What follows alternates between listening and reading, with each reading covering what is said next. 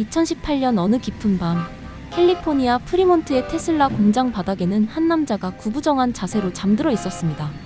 세계 최고의 부자 중 한 명인 일론 머스크였습니다.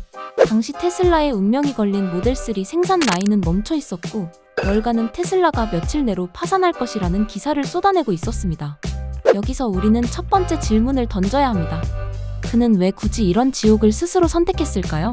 수조 원의 자산을 가진 남자가 왜 편안한 침대 대신 기름 냄새 나는 공장 바닥을 선택했는지, 그 비밀을 풀기 위해서는 그의 아주 어린 시절로 거슬러 올라가야 합니다. 월터 아이작스는 머스크의 유년 시절을 피로 물든 전쟁터라고 묘사합니다. 남아프리카 공화국에서 그는 지독한 학교 폭력에 시달렸고, 집에서는 아버지 에롤 머스크의 정서적 학대를 견뎌야 했습니다. 아이작스는 분석합니다. 머스크에게 평화는 곧 위험 신호다. 그는 평온한 상태가 오면 무의식적으로 위기를 조장합니다. 그래야만 생존 본능이 깨어나고 에너지가 솟구치기 때문이죠.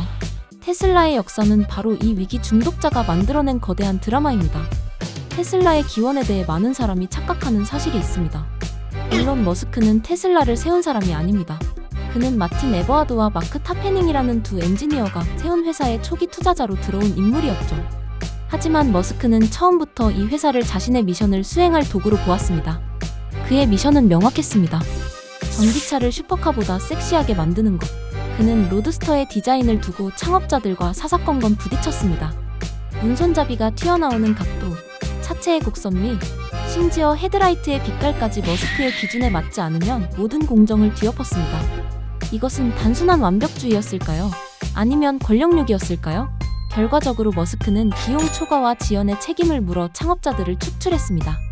그리고 그가 경영권을 장악하자마자 테슬라에는 전례 없는 공포와 혁신이 동시에 시작되었습니다.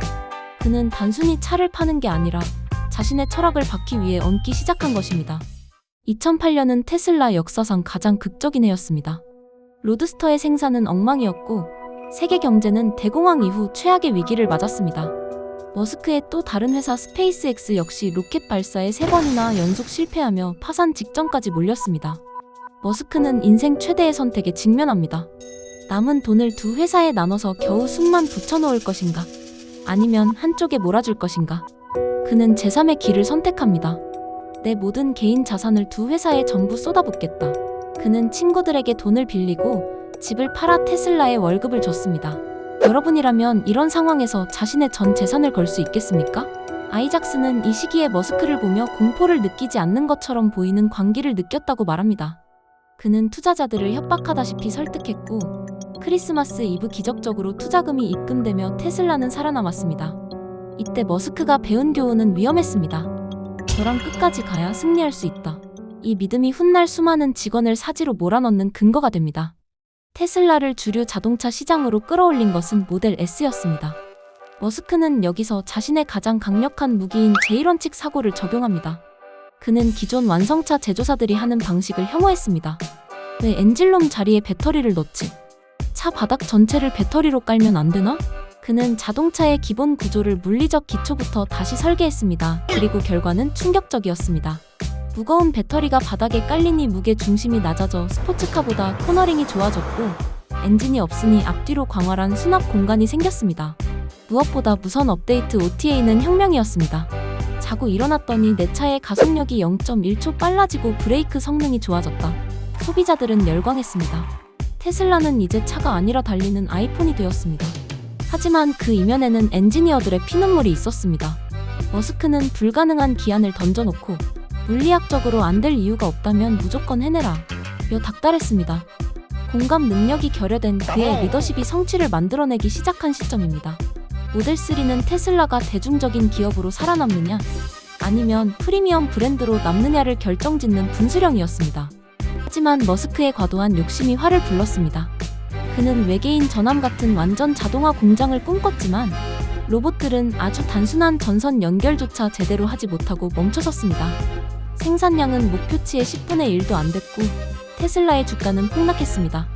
이때 머스크는 우리가 서두에 언급했던 공장 바닥 취침을 시작합니다.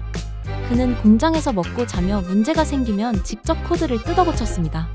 심지어 공장 건물 안에 라인을 깔 공간이 부족하자 주차장에 거대한 텐트를 치고 그 안에서 수작업으로 차를 조립하게 했습니다.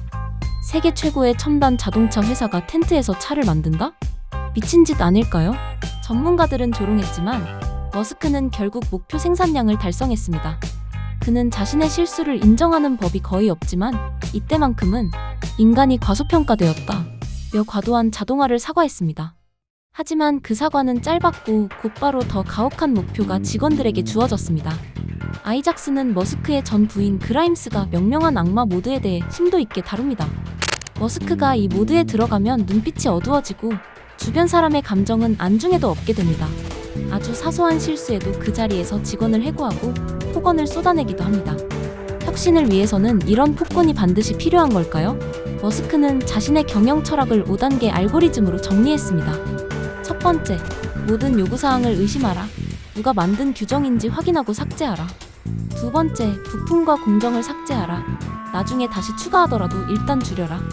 세 번째, 단순화하고 최적화하라. 네 번째, 시간을 단축하라. 다섯 번째, 자동화하라. 그는 2단계를 건너뛰고 3단계로 가는 것을 가장 경계했습니다. 삭제하지 않은 부품을 최적화하는 것만큼 멍청한 짓은 없다는 것이죠. 이 알고리즘은 테슬라를 가장 수익성 높은 자동차 회사로 만들었지만 동시에 직원들을 기계의 부품처럼 소모하게 만들었습니다. 머스크는 이제 테슬라가 자동차 회사가 아니라고 말합니다. 그는 테슬라를 리얼월드 AI 기업으로 정의합니다. 그가 레이더나 라이다 같은 장비를 버리고 오직 카메라만으로 자율주행 FSD를 구현하려는 이유는 명확합니다. 인간이 눈으로 보고 뇌로 판단하듯 AI도 그렇게 해야 한다는 것이죠. 전 세계 도로를 달리는 수백만 대의 테슬라 차량은 매초 엄청난 데이터를 서버로 보냅니다. 머스크는 이 데이터를 바탕으로 AI를 학습시켜 인간보다 뛰어난 운전 실력을 갖추게 하려 합니다. 더 나아가 이 자율주행 지능을 인간형 로봇 옵티머스에 이식하고 있습니다. 운전대에서 손을 떼는 날, 세상은 어떻게 변할까요? 머스크는 노동이 필요 없는 세상을 꿈꾼다고 말하지만 그 이면에는 인간의 지능을 통제하려는 야망도 엿보입니다.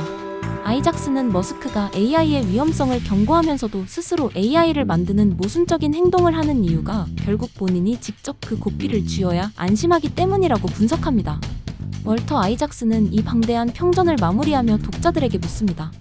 우리는 머스크의 거칠고 파괴적인 면모를 걸러내고 그가 이룬 성취만 가질 수 있을까? 머스크는 평범한 사람의 감정 체계로는 이해하기 힘든 인물입니다. 그는 타인에게 고통을 주기도 하지만 그 자신도 고통 속에서만 전진합니다. 그는 화성으로 가기 위해 인류를 다행성 종족으로 만들기 위해 지구의 에너지 체계를 강제로 뒤흔들고 있습니다. 일론 머스크는 우리가 원하는 영웅은 아닐지도 모릅니다. 하지만 우리 시대에 꼭 필요했던 인물인 것만은 분명해 보입니다. 그의 광기가 만들어낸 전기차의 길은 이제 되돌릴 수 없는 흐름이 되었습니다. 테슬라는 단순한 자동차 브랜드가 아니라 한 남자의 불안과 결핍이 빚어낸 거대한 투쟁의 결과물입니다. 그가 다음에 만들어낼 지옥은 어디일까요? 그리고 그 지옥 끝에서 그는 또 어떤 미래를 가져올까요?